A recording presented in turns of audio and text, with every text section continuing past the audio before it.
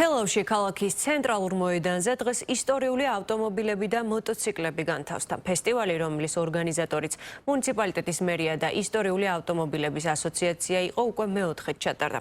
მთელი საქართველოდან წელს თელავში რეკორდულად ბევრი ისტორიული ავტომობილი განთავსდა. სხვადასხვა ფერის, ფორმის, ასაკის და შესაძლებლობების ავტომობილები დღეს განსაკუთრებით ბავშვების ყურადღების ცენტრში მოექცნენ. ჟანა დიდებაშვილის და ზვიად ყარაულაშვილის რეპორტაჟი.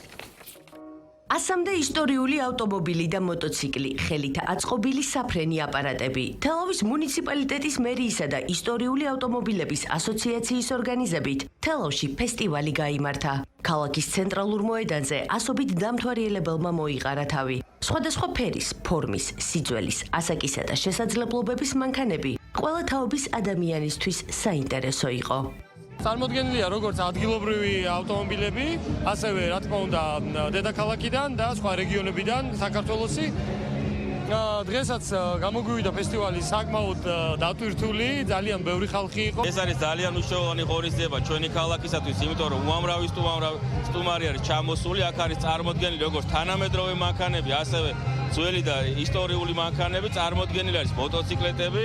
ხედავთ თქვენს რომ საზეიმო განწყობა არის ჩვენს ქალაქში, ქალაქის მთავარ მოედანზე. მე კახეთში მიწო ჩავავედი, რომ მაინტერესებდა ძველი მანქანების გამოფენა და ყველა ისეთი მაგარი ფერები აქვს, ისეთი მაგარი მწვანე ფერია, მაგალითად ისეთი ტორმუზი და ის სიგნალიზაციის ის აქვს, ძალიან მომეწონა. ისტორიული ავტომობილების რესტავრაცია და ორიგინალური იერსახის შენარჩუნება ავტომობილების შეფასების მთავარი კრიტერიუმია. მფლობელებიც ამისთვის არაფერს იშურებენ და ზოგჯერ წლებს ანდომებენ ავტომანქანის მწყობრში მოყვანას. ეს კი დიდ დროსთან ერთად ნებისყოფას მოითხოვს. ფესტივალზე წარმოდგენილი მანქანების ისტორია სხვადასხვა ქვეყანაში იწყება და საქართველოში გრძელდება. მისი მფლობელებისთვის კი იმდენად ძვირფასია, რომ გასხვისების გადაწყვეტილებას არასდროს დათანხმდებიან. ეს არის 1966 წლის პონტიაკ ბონვილი, რომელიც 3 წლის წინ ჩამოვიყვანეთ ამერიკიდან.